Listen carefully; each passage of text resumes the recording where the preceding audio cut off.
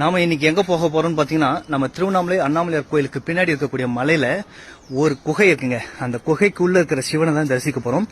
இது வந்து பாத்தீங்கன்னா நிறைய பேருக்கு தெரிஞ்சிருக்க வாய்ப்பு இல்லை. அதுவும் பாத்தீங்கன்னா மிகவும் குறுகலான குகை. இப்ப நம்ம அதுக்குள்ளதான் போயிட்டு இருக்கோம்.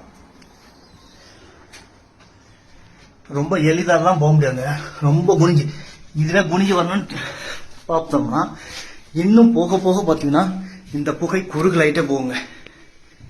இது பாத்தீங்கன்னா அது தெரியுதுங்களா, நம்ம கம்ப்ளீட்டா குனிஞ்சு போகும்.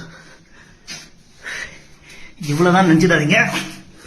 இதுக்கப்புறம் தான் இதோ இந்த சின்ன இதுக்குள்ள போகணும். போனோம்னா இங்க நம்ம சிவனை தரிசிக்கலாம். தெரியுதுங்களா, சிவன். ஓம் நம சிவாய். அப்படியே இந்த பக்கம் பாத்தீங்கன்னா ஒரு சுனை, எப்பவும் பற்றாத சுனை. மழை காலங்கள்ல இன்னும் அதிகமா இருக்குங்க. சிவனை தரிசிச்சுக்கோங்க. ஓம் நம சிவாய்.